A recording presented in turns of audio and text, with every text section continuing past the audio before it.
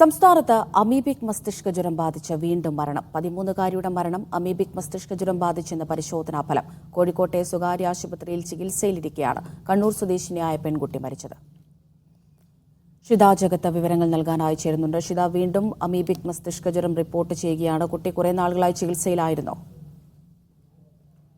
കുറച്ചു നാളുകളായി തന്നെ ഈ കുട്ടി ചികിത്സയിലായിരുന്നു. പനിയും തലവേദനയും ഛർദിയും ഉൾപ്പെടെയുള്ള ലക്ഷണങ്ങളെല്ലാം കൊണ്ട് തന്നെ കണ്ണൂരിലെ ആശുപത്രി, ചാലയിലെ ഒരു സ്വകാര്യ ആശുപത്രിയിലായിരുന്നു ആദ്യം ചികിത്സ നടത്തിയിരുന്നത്. പിന്നീട് അസുഖം കൂടുതൽ മൂർച്ഛിച്ചതിനെ തുടർന്നാണ് കോഴിക്കോട്ടെ സ്വകാര്യ ആശുപത്രിയിലേക്ക് മാറ്റിയത്. 12-ാം തീയതി, ഈ മാസം 12-ന് കുട്ടി മരിക്കുകയും ചെയ്തു. 13 വയസ്സുകാരിയാണ്. അതിനുശേഷമാണ് ഇപ്പോൾ പരിശോധനാ ഫലം പുറത്തു വരുന്നത്. പൂനെ വൈറോളജി ഇൻസ്റ്റിറ്റ്യൂട്ടിലേക്കായിരുന്നു അയച്ചിരുന്നത്. അതിന്റെ പരിശോധനാ ഫലത്തിലാണ് അമീബിക് മസ്തിഷ്ക ജ്വരമാണ് ഈ കുട്ടിയുടെ മരണത്തിന് കാരണമെന്ന് കണ്ടെത്തിയിരിക്കുന്നത്. അതിൽ 13 വയസ്സുകാരിയാണ്.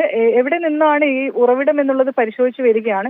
പിന്നെ കുറച്ച് മാസങ്ങൾക്ക് മുൻപ് ഈ കുട്ടി ഒരു സ്കൂൾ ടൂർ പോയിട്ടുണ്ടായിരുന്നു മൂന്നാറിൽ. അവിടെ ഒരു പോണ്ടിൽ കുളിച്ചിരുന്നു എന്നുള്ള വിവരം കൂടെ ലഭിച്ചിട്ടുണ്ട്. പക്ഷെ എന്താണ് ഇതിന് കാരണം, എവിടെ നിന്നാണ് എന്ന കാര്യങ്ങളൊക്കെ പരിശോധിച്ചു വരികയാണ്. അമൃത. ശരി.